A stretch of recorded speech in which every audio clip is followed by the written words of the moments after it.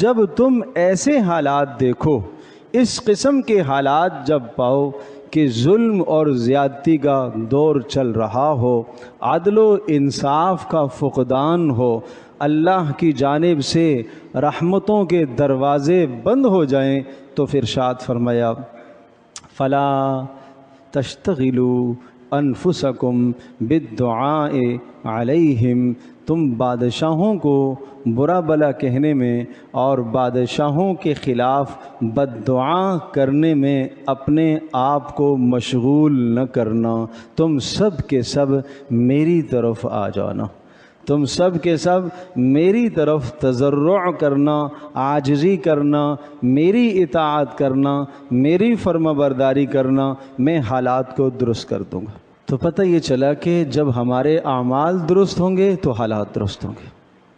اب میں یہ کہوں کہ میرے ایک عمل سے کیا ہوتا ہے؟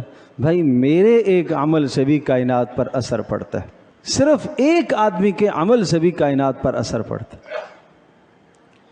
اس لیے کہ حدیث پاک میں آتا ہے کہ جب اس دھرتی پر اللہ اللہ کہنے والا ایک فرد بھی ہوگا، اللہ پاک قیامت کو قائم نہیں کرے گا۔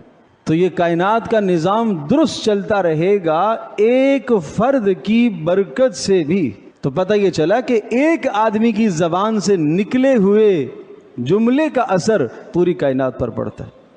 آدمی کہے میرے سے کیا ہوتا ہے، میرے بس میں کیا ہے؟ میرے عزیز دوستوں اور بزرگوں، ہمارے بس میں جو ہے ہم وہ تو کریں۔